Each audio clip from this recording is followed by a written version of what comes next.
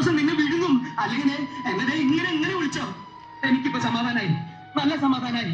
ഒരു വിരോധമില്ല. പോയി കിടന്നോ. ചെല്ലേ. ഞാൻ ഒരെണ്ണം പൊട്ടിച്ചെങ്കിലാ ഒരു ചുരിദാറ് ശങ്കുലെടുത്തോണ്ടി അവന് ഉറങ്ങിട്ട് സുഖമായിട്ട്. ഞാൻ വിശാലം. നമ്മൾ തമ്മിൽ പരിചയമില്ല. ശാരദ ടീച്ചറിന്റെ മൂത്ത മകൻ പ്രേമേന്ദ്രൻ വിവാഹം കഴിച്ചിരിക്കുന്നത് എന്റെ മോളെയാ. മായയുടെ കല്യാണത്തിന് ഞങ്ങളാരും പങ്കെടുത്തില്ല. ക്ഷണിക്കാത്ത കല്യാണത്തിന് സദ്യ കൊണ്ട് എനിക്ക് ശീലമില്ല.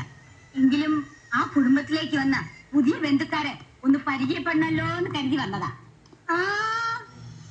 മായയ്ക്ക് എന്നോട് ദേഷ്യം ഉണ്ടാകുന്ന എനിക്കറിയാം. ഒന്നും മനസ്സിൽ വെച്ചേക്കരുത്. എന്റെ ഒരു ചെറിയ പ്രസന്റേഷൻ വാങ്ങിച്ചു. രഘു അല്ലേ? ഇനി എന്നെ പറ്റി എല്ലാം മായ വിശദമായിട്ട് പറഞ്ഞേ.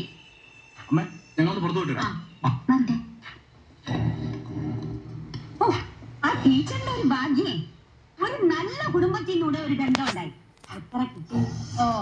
ഞാനൊന്നും ചോദിച്ചില്ല. എല്ലാം രഘുവിന്റെ തീരുമാനമല്ലായിരുന്നോ? കുറച്ച് സ്വർണ്ണം അവളുടെ കഴുത്തിൽ കിടക്കണം കണ്ടു.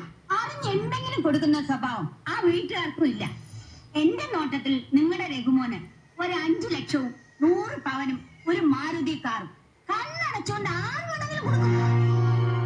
എന്തുണ്ടെങ്കിലും മുഖത്ത് നോക്കി തുറന്നു പറയുന്ന സ്വഭാവമുള്ളവളാ ഞാൻ. വിഷമമൊന്നും വിചാരിക്കരുത് കേട്ടോ. ഇനി വിഷമിച്ചിട്ട് എന്താ കാര്യം?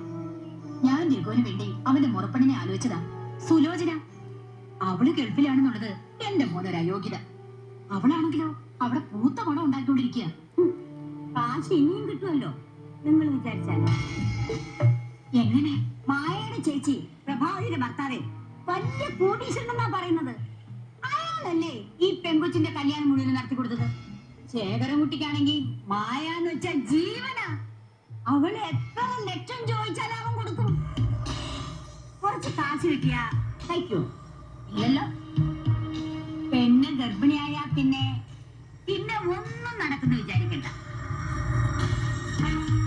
നിങ്ങൾ ബുദ്ധിപൂർവ്വം കരുക്കൽ നീക്കിയാൽ നല്ല തുക മേടിക്കാം.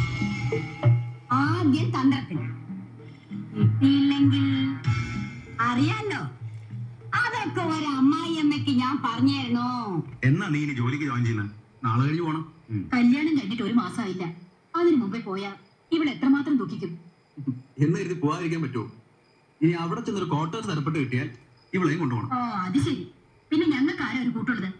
എനിക്കും കൂടി ഒരു സഹായത്തിനാ നിന്നെ കൊണ്ട് ഉടനെ പെണ്ണ് കെട്ടിച്ചത്. ഞാൻ പറഞ്ഞത് മോനെന്ന് കേക്ക്. ഈ ജോലി വേണ്ടെന്ന് വെക്കേ. നാട്ടിൽ എന്തെങ്കിലും ഒരു ബിസിനസ് തുടങ്ങ്. വീട്ടിന് ദിവസവും പോയി വരാവുന്ന രീതിയിൽ. അമ്മ എന്തായി പറയുന്നത്? ഒരു ബിസിനസ് എന്നൊക്കെ പറഞ്ഞാൽ അതിന് കാശ് ഒത്തിരി വേണ്ടേ? ചെറിയൊരു ബിസിനസ് തുടങ്ങാൻ പോലെ 3-4 ലക്ഷം രൂപ വേണ്ടേ?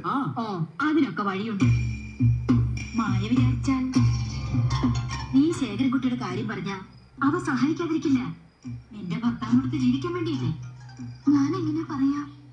നീ അമ്മയുടെ പിറന്നാളിന് പോണെന്ന് പറഞ്ഞില്ലേ? നാളെ എല്ലാവരും അവിടെ വരും. അവസരം നോക്കി സംഗതി അവതരിപ്പിച്ച കാര്യം നടക്കും. Good morning Premendra. രാവിലെ എങ്ങോട്ടാ? ഞാനൊന്ന് വെളിയിലേക്ക് ഇറങ്ങിയിട്ട്. എന്താ എന്റെ കയ്യില്?